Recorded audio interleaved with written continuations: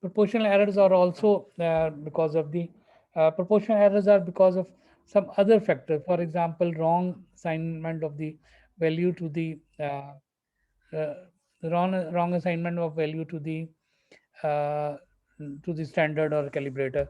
So that gives you the proportional error. The error increases with the increasing concentration of the analyte, and the study which you carry out for proportional error is recovery.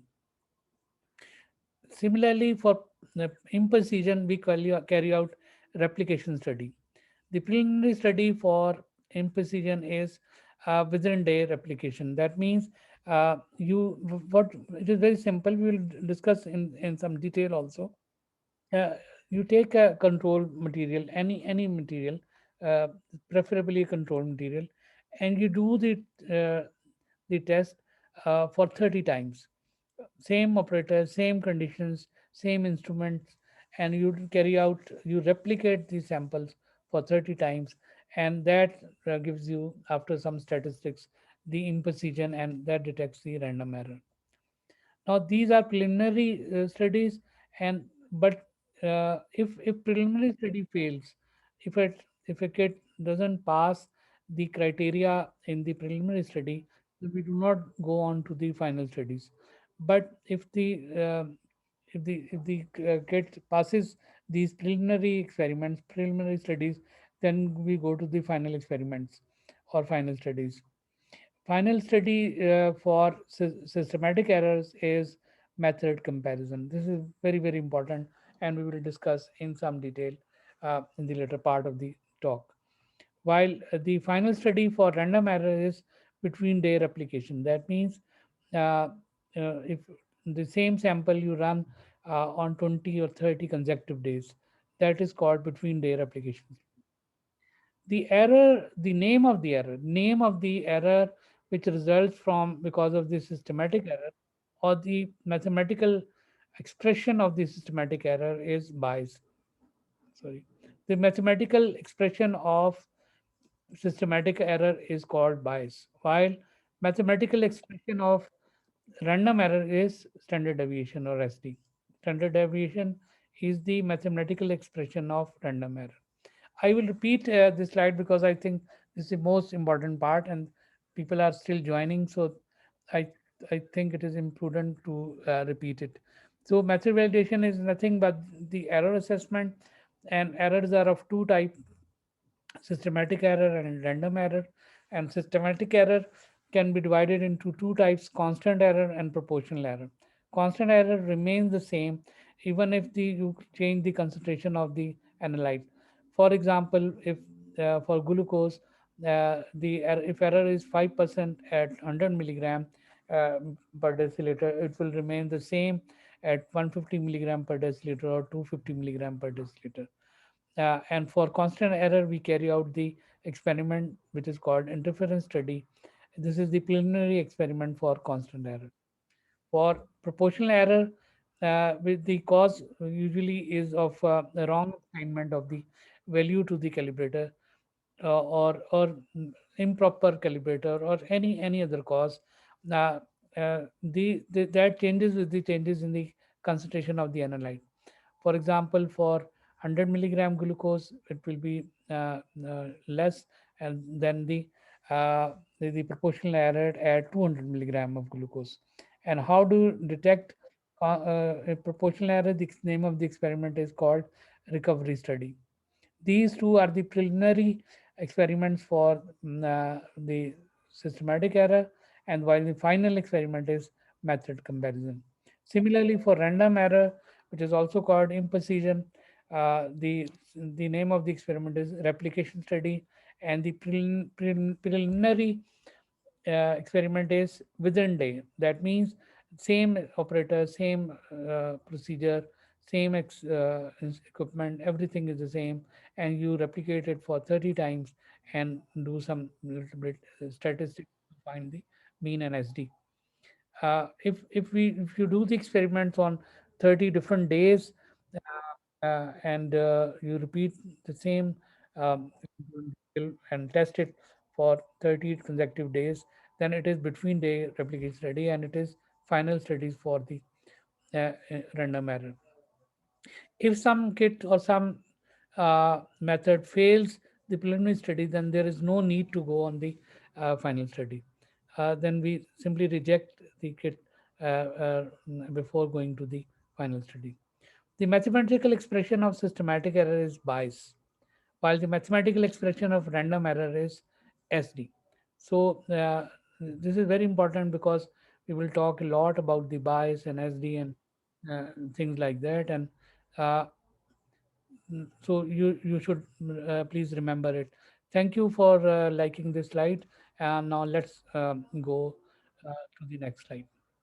Uh, there are there were two other terms we use: total error and total allowable error. In a previous talk, also somebody asked this question, and I promised that I will explain it in my talk of method validation. So today the time has come that we should elaborate what is total error and total allowable error. Total errors is very simple. It is simply the sum of the random error plus systematic error. RE for random error and SE for the systematic error. If you simply sum them, it is the total error. So, as I told in the previous slide, that for random error, mathematical expression is SD, and for systematic error, mathematical expression is bias. Please see that bias is for the systematic error, and SD is for the random error. So, total error is uh, SD plus bias, because SD is some digits. There will be some figure, and biases will also be some figure. So if you sum them up, they become the total error. Now, what is total allowable error? Uh, Error. This is the error allowed in any lab analyte. Uh, what is your error and what is the error which is allowed? Now, main question may come to your mind: who allows total error? Who says that this error is good enough and we can proceed? What, who are the authorities? They are international organizations. For example, College of American Pathologists and CLA. CLA is not an organization. CLA is an act of parliament, act of Congress of United States, Clinical Laboratory Improvement Act. They have given for each test, for all tests, not only of chemical pathology, for hematology, for immunology, for all the quantitative tests, they have given uh, the uh, the allowable error, usually in percentage. There are figures also. For example, 6 milligram for glucose. For example, 10 uh, millimole, etc. But they are also in percentage. For example, for glucose, total allowable error is 10%. This TEA is the authorized abbreviation of total allowable error. So total allowable error for glucose is 10%. Now, very important point to understand, to please comprehend this point, that you have to convert, you have to apply this percentage on certain decision limits.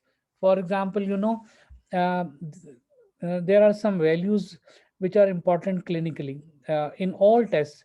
For example, in glucose, we say that 100 milligram, less than 100 milligram is normal, and more than 126 milligram is diabetes, and between 100 and 126 milligram it is pre-diabetes.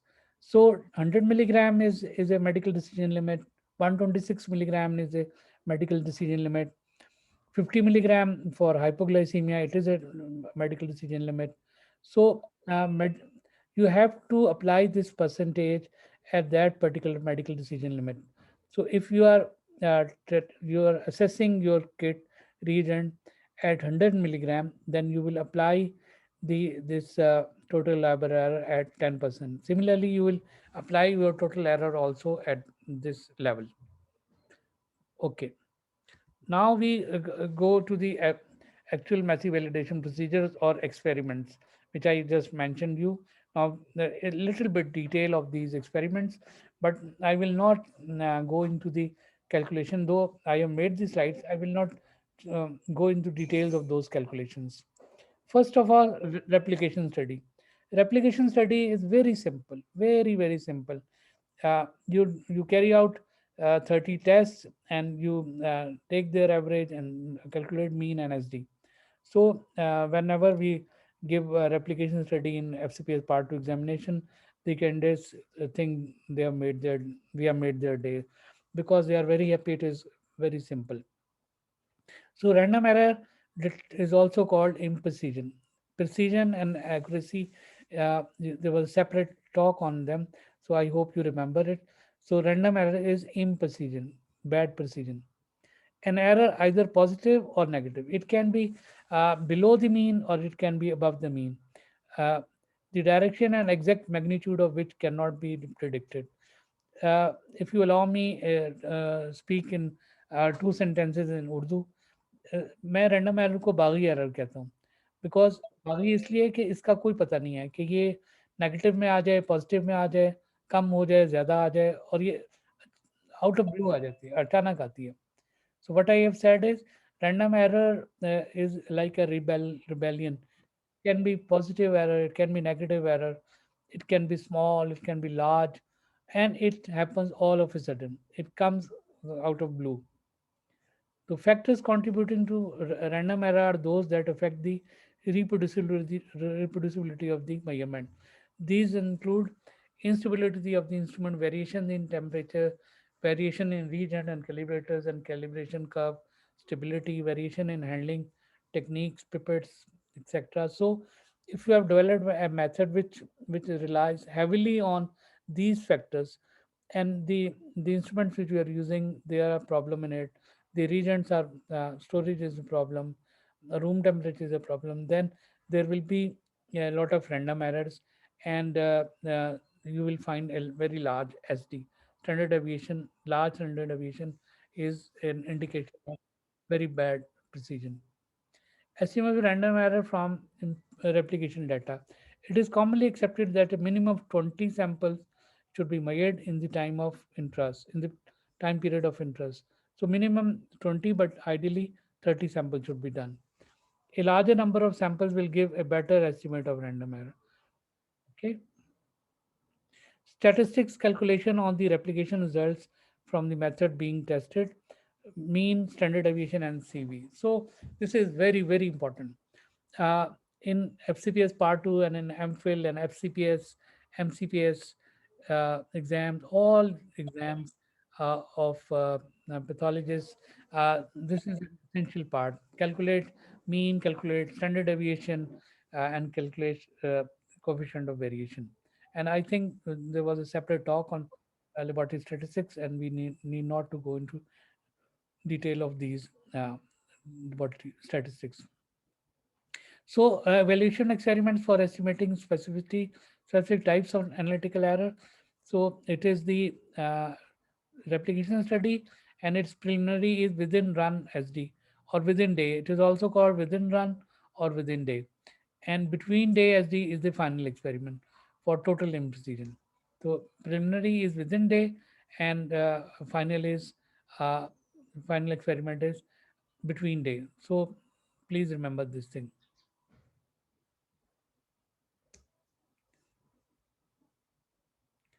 Criteria for acceptable performance for short-term imprecision, the within run S for SD, WRUN, within run SD. Within day, SW day should be one fourth or less of the defined allowable total error to be acceptable. So it is not difficult. Please don't get afraid of what I've written. They seem very difficult, but it is very easy. So SD within run or SD within day should be less than 0.25 of the total liable error. I already told you what is total liable error, and it should be less than one fourth or less than 0.25. For long-term imprecision, the total error should be one third or less than. So if you are doing the 1 day experiment within run or within day, it should be less than 0.25. But if you are doing a long-term experiment, for example, your experiment is continuing for 20 days, 30 days, then one third of the total error is also allowable. So which one is larger? This one is of course larger. So we allow a larger error if you are doing the a very meticulous.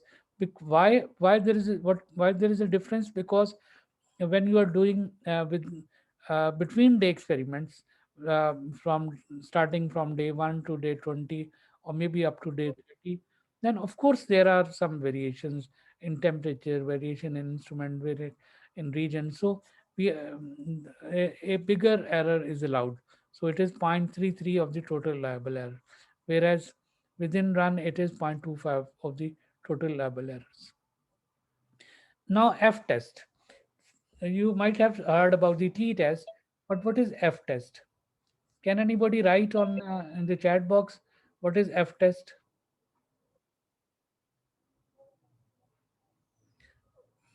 For okay, just tell me for which parameter F test is used.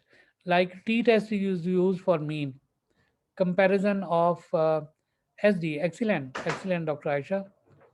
Linearity, not exactly linearity. SD comparison. Yes, Kulsum, excellent. So I'm happy you are with us with me. So F test is done for comparison of standard deviation, and it is very simple. But you must know what is F value. Larger SD square divided by smaller SD square. You have two SDs and you want to compare it, whether there is a significant difference between the two or not. Why do you want to compare it? You want to know if the larger SD is significantly larger than the smaller SD. What is the difference between the two SD? Is it significant or not? So what do? You take care of the larger SD divided by the square of the smaller SD, and there comes a value. And then you see it on the F table uh, for 20 degree, because you know the you have to know the number of samples which you have run. This is called degree of freedom. So degree of freedom is 20. So you see it at the degree of freedom, and if it is the value is 1.93, so in this case the calculated F is less than critical F. So the difference is significant. Similarly, systematic error is also called inaccuracy, an error that is always in one direction, that is consistently low or high. It is either on the higher side of the mean and going up and up and up, or it is the lower side and either going down, down and down. But there can be smaller variation, sometimes going up, going down, but the difference between the two are is not consistent, and it is on one side of the mean. If the error is consistently low or high by the same amount, regardless of concentration, it is called constant systematic error. If the it is not dependent on the concentration of the analyte, it is constant error. If it increases or decreases with the changes in the concentration of the analyte, it is called proportional systematic error. I told you earlier. Now coming to the interference study. Interference study is carried out for the, as I told you earlier, for the constant error. It is very simple. For example, this is analyte, this is glucose. You add some interferent, and common interference is hemoglobin. Common interference is hemoglobin.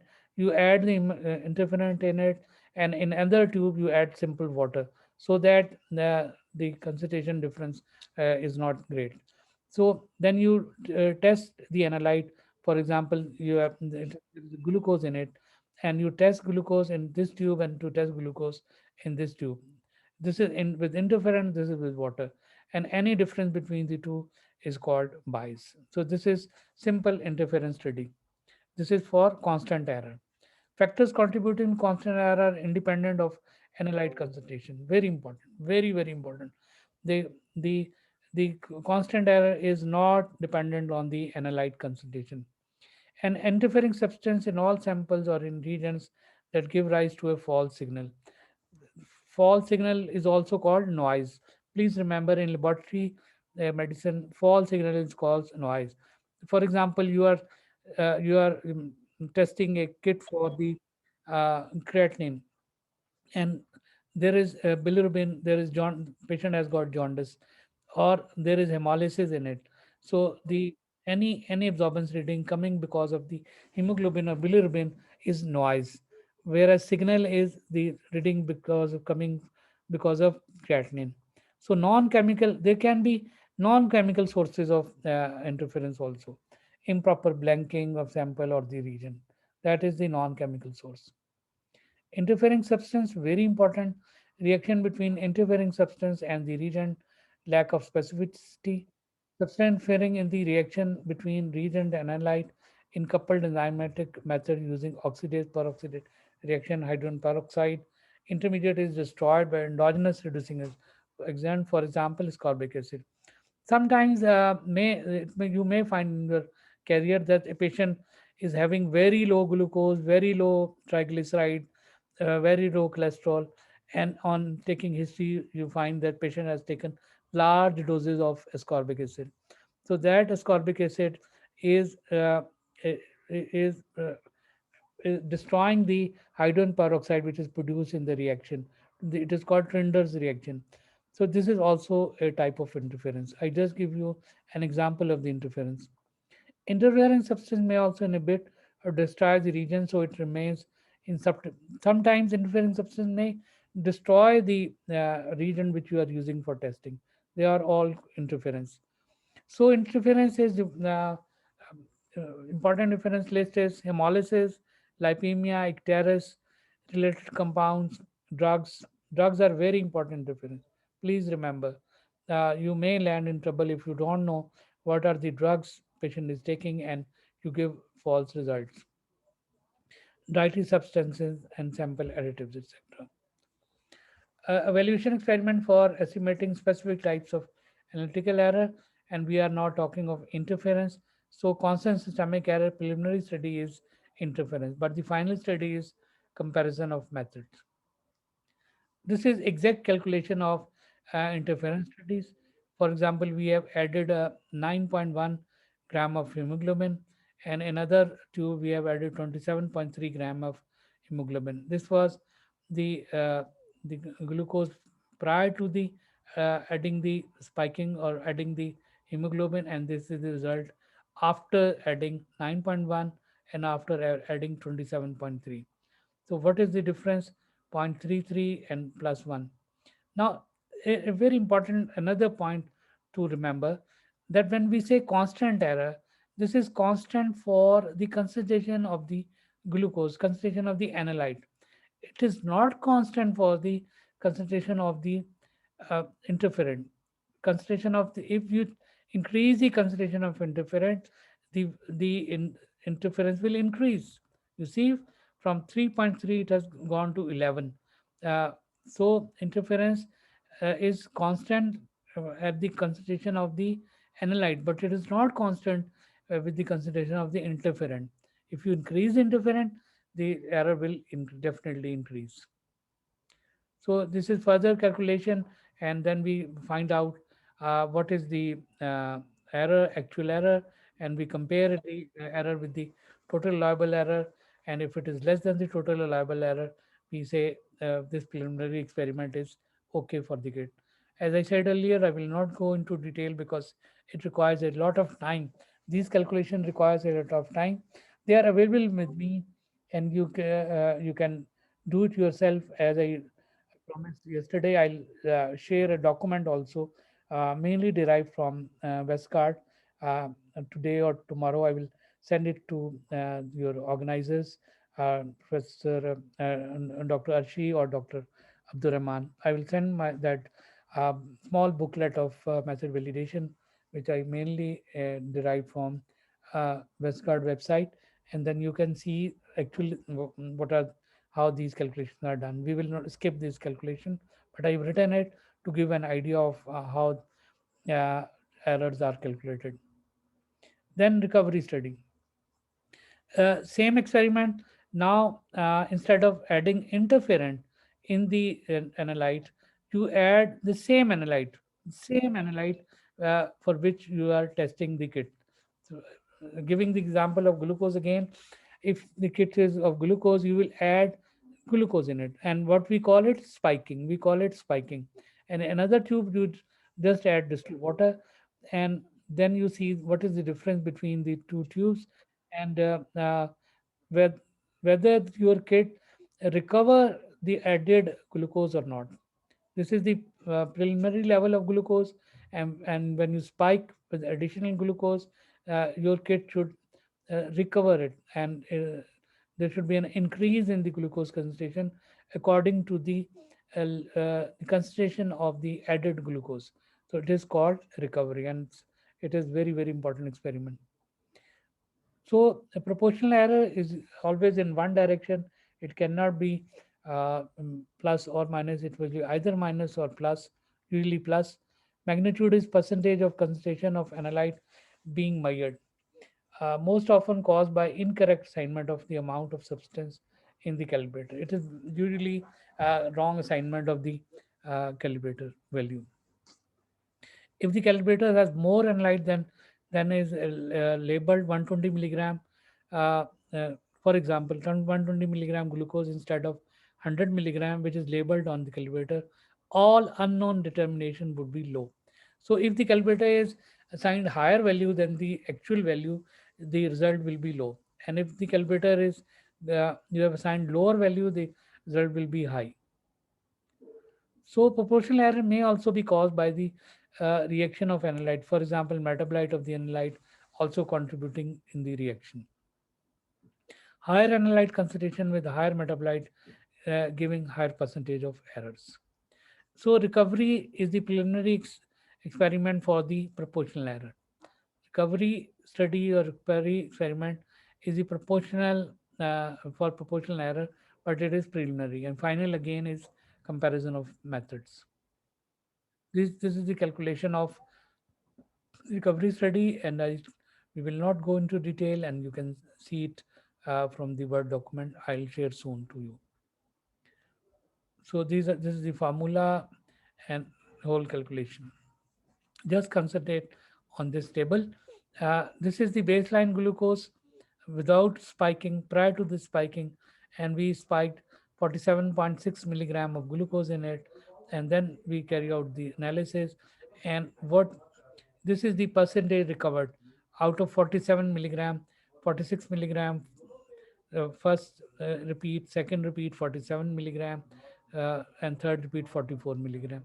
So we have recovered 96.6, 98.7, 92.4. So this is not error. Error is minus 100 milligram, which you initially added 100 milligram. So 100 milligram minus these values is called the errors. And then again you calculate on the percentage and compare it with the total liable error. Then come the reportable range.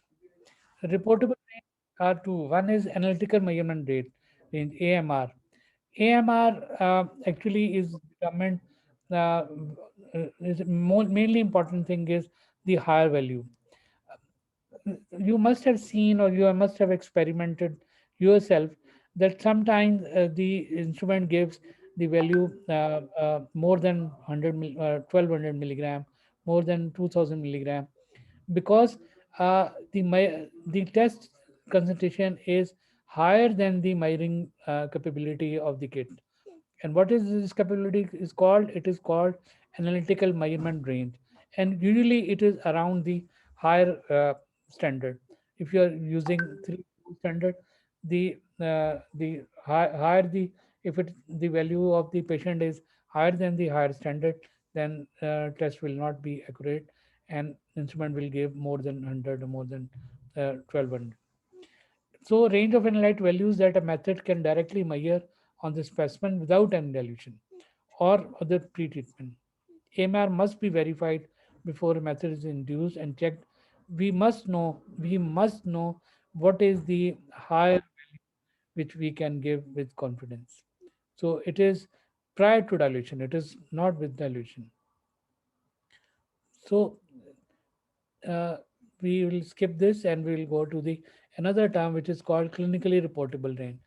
Simply, it is the range of analyte values that are reported as a quantitative result, allowing for specimen dilution. So, uh, AMR is without dilution, and CRR is after dilution. And again, we have to determine it during method validation. What is our AMR and what is our CRR? Uh, After dilution, how confidently we can, what is the uppermost value of the we can report. CRR is a clinical decision by the laboratory director and does not require experiment or revalidation. However, dilutions or concentration protocols must be specified. There is no higher level which we can, but the procedures should be well defined. For usually the tests like beta HCG, they require dilutions, and there it should be written in the SOP that if the value is come more than 1200 or whatever the upper AMR, how much dilution you will carry out, 1 in 10, 1 in 50, 1 in 100. It has to be predefined and written in the SOP. The linear data plotter is, just I will give you an idea of how this is plotted. Uh, this is the actual value, and what you take 4 or 5 standards, and which have got the known values, and you will test them and plot them here. You write their values on the y-axis and the actual values on the x-axis. So if, for example, there was a standard of 100 milligram, and but your result came 99 milligram, so you will this is 100, and you will take a point at 99 and draw a line on the 100, and where they meet, you make a point, and similarly you make 4 5 points, usually 5 points, and the best curve is drawn, and this is called the linearity curve. And if it is linear, then your method is good. And in the upper limit of reportable or AMR, around the uppermost point where which is in within your best fit line. Uh, if it is away from the best fit line, you will not say. For example, if it is 500 milligram and is 400 milligram, your AMR will be 400 milligram. It will not be 500 milligram. This is very important. Now, finally, uh, we come to the final part, which is the master of experiment of method validation.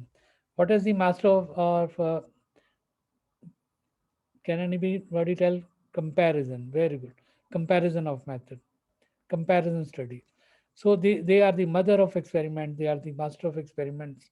And I will draw your attention now. This is very, very important. Comparison of methods. This is final experiment of accuracy. Final experiment of accuracy.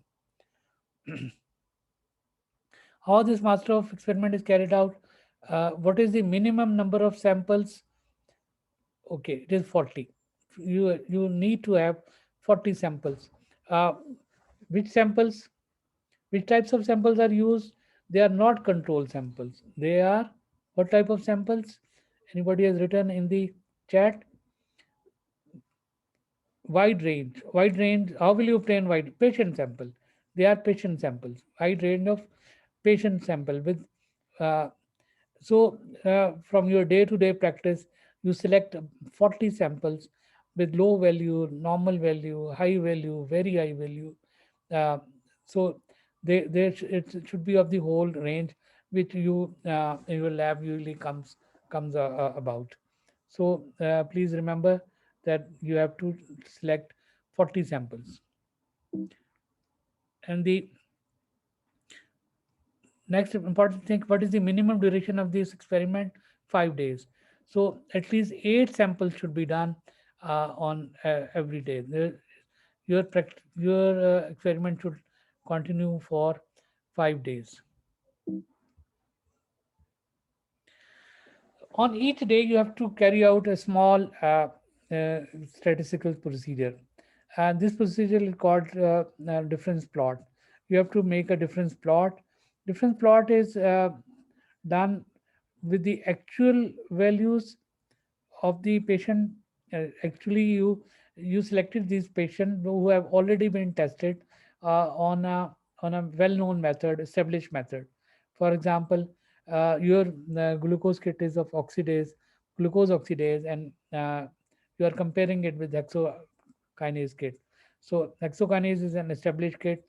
Uh, their values you will write here, and the difference between the test and the comparison you will write on this. You can also do direct comparison, but this is more appropriate.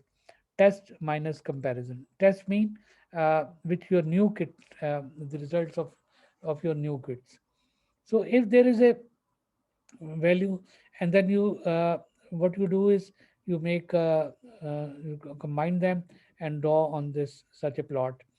Any value which is higher than the above, it is called outliers.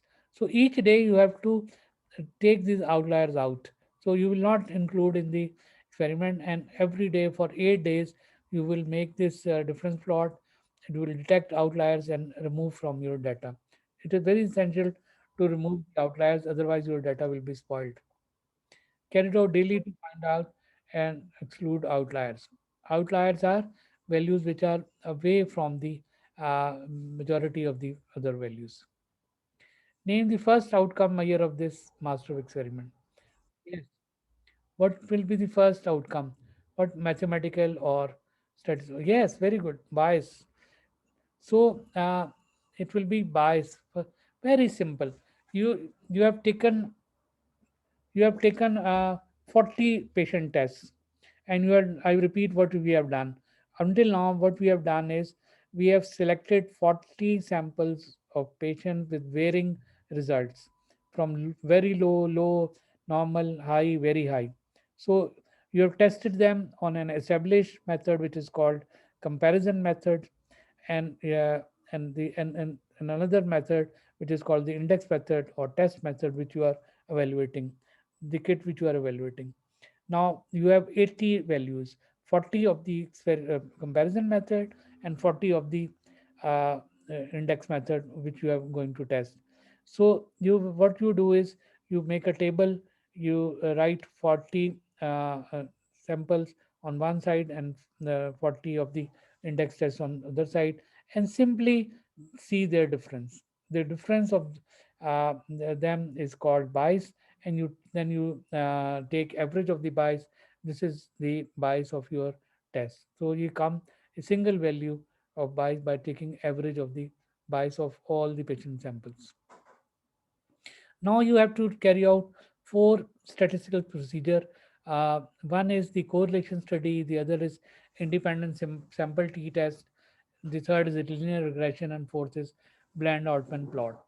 As I told you earlier, this is a bit difficult, and I need your consultation.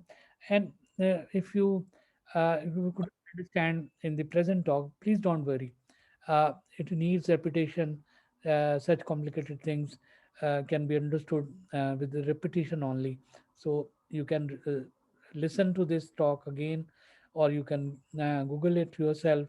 You can study it from a book, then you will definitely understand. But if you feel, you can always contact me. So please bear with me with a little bit more statistics and mathematics. Can you spot the difference between the two? Yes, the time of the clock is different. Okay, there are many other differences also. So when you are comparing two tests, two kits, you have to be very meticulous to find the difference. Of course, the comparison kit is well-known kit, and you are not finding the faults in that kit. But the index test, the kit under evaluation, you want to find the any defects in it. You see, there is also defect in the cap of the this boy. Okay. Okay. So list results from two matches in pairs. Each pair represents the same sample. X results of reference value, reference method. Y result of the. So you draw it them in X and Y axis. So use a differential plot to analyze data. look for outliers and data gaps, may use other methods for outliers. First, you will remove all the outliers. So, but essentially, the data should not reduce less than 40. So, it is better if you use more than 40, 45, or 46. So, at the end, if there are some outliers, you still have a safer limit of 40. Create a scatter plot. Plot the means of duplicates if done in duplicate. Determine the correlation coefficient. Correlation studies or correlation coefficient, Pearson correlation coefficient is very simple, and you can do it on SPSS or any other statistical program. And a very important statistical parameter is R value. So R value should be more than 0.975. Don't proceed further if the correlation coefficient is low. So what we are looking for here is an R value of 0.975. So uh, in other experiments, in other research, lower value R values are also acceptable, but in method comparison, R value less than 0.97 uh, is not acceptable. So if R value is less than 0.97, you will not proceed further, and you will simply reject the kit. R is a statistical term. It indicates the extent of linear relationship between the methods. Ideally, R should be 1.00. R can range from plus minus to -1. R influenced by range of values. R less than 0.97 may indicate that the range of data is too limited. R is influenced by random errors only. Systematic error has no effect on R. R is only used to assess linear relationship between methods. Method accuracy should not be based on R. So if R is greater than uh, 0.975, then you should not say that method is okay. It simply qualifies for going into the next round. Then we do apply on the independent sample t-test. If the p-value is less than 0.005, now independent sample t-test, at some other session I can explain to you if nobody, if some of you do not know what is independent sample t-test. But here, just bear with me that if p-value is less than 0.005, uh, then and if p-value is more than 0, if p-value is more than 0.005, proceed further. So here it is opposite. Usually in research, in medical research, if p-value is less than 0.05, we say the difference is significant. We are very happy.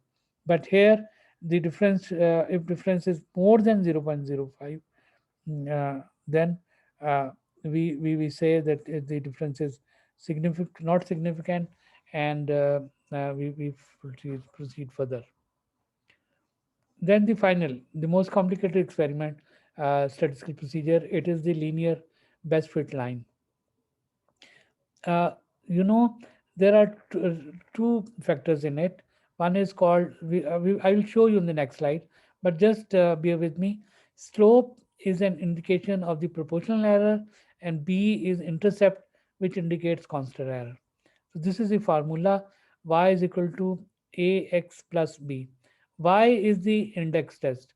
So if you know the slope of your test, and if you know the intercept, then you can determine and you know the value of the x is the value of the comparison method. For example, you have done an experiment of glucose, and there is a value of, you want to test your kit for 126 milligram.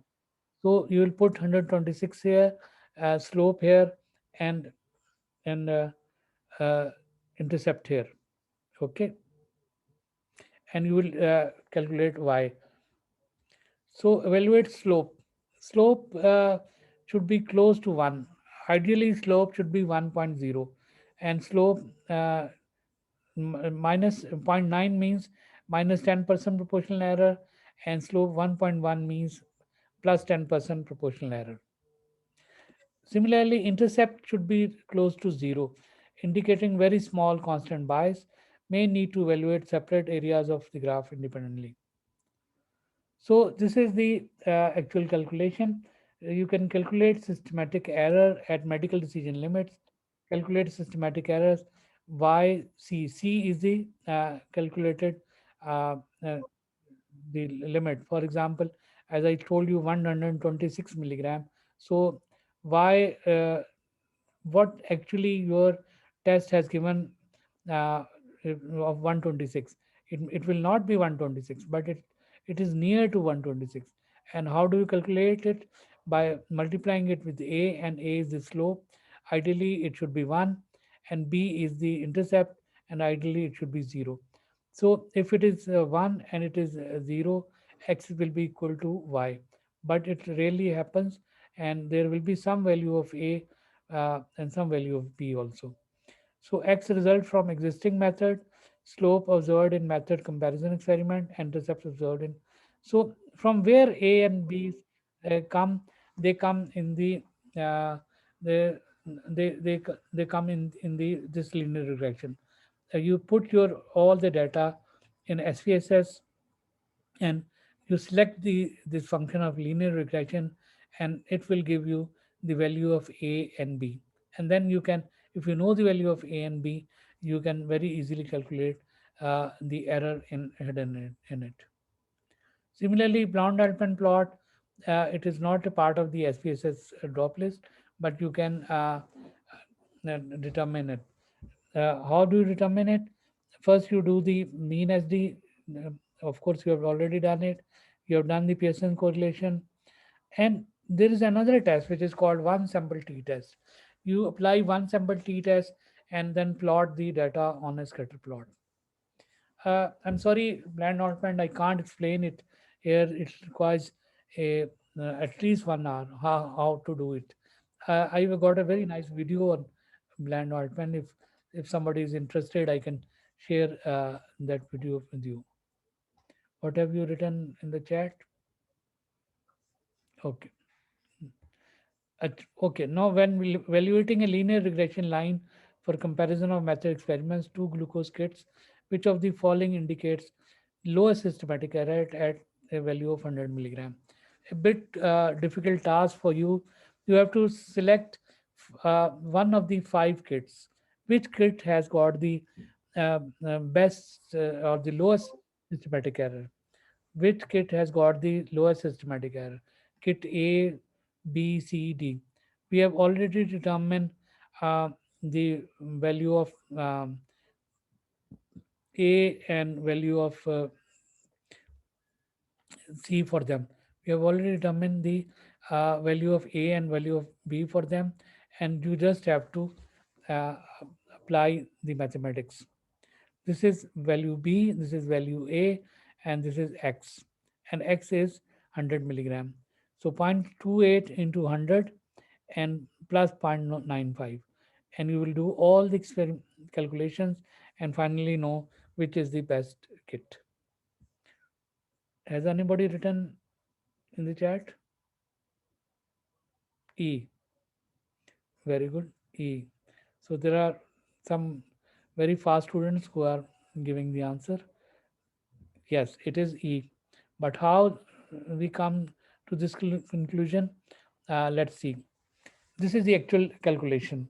As I told you, for A, this is the value of the slope, this is the value of the intercept. So by doing this calculation, the value comes to 28.94 milligram uh, and for 100 milligram. So the error is point minus 70, very very large error. For B, the error is 15.25, bit smaller. C, it is 5.05. D, the error is minus 65, again a very large error. And for E, the error is very small, 0.003. So simple by simple calculations, you determine the errors. I repeat what I have said, that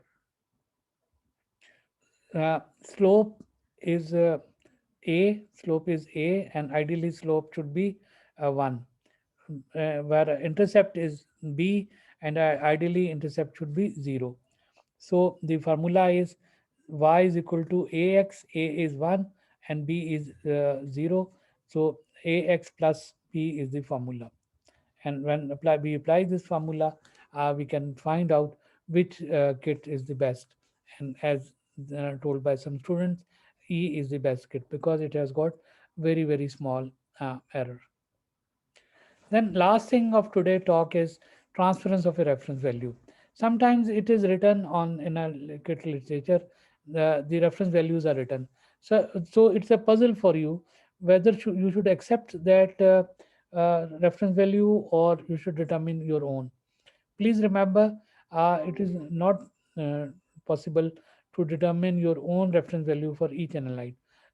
But can you accept the reference values given by the manufacturer or not? This is a small procedure.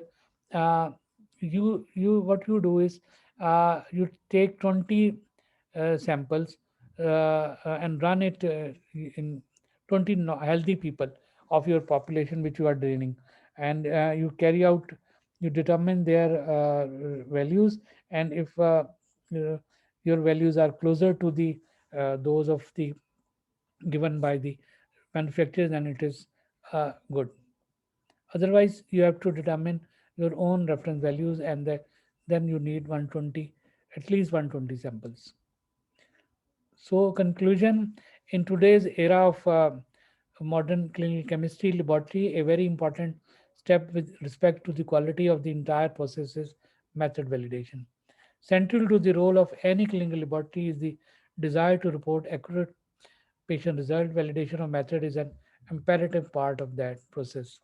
Method validation is a requirement of laboratory regulations, which state that the performance of new methods be verified prior to reporting patient test result, and periodic assessment of accuracy and precision must.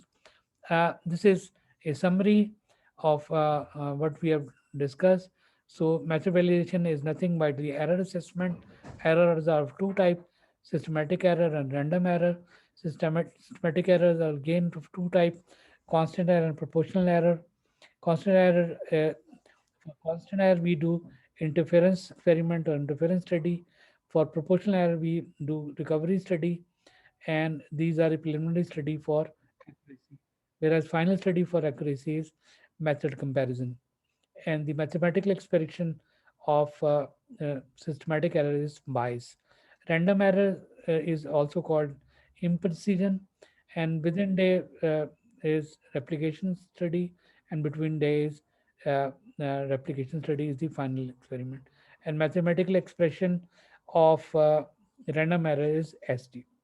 Thank you very much. If there are any questions uh, or somebody has noted it, then please let me know.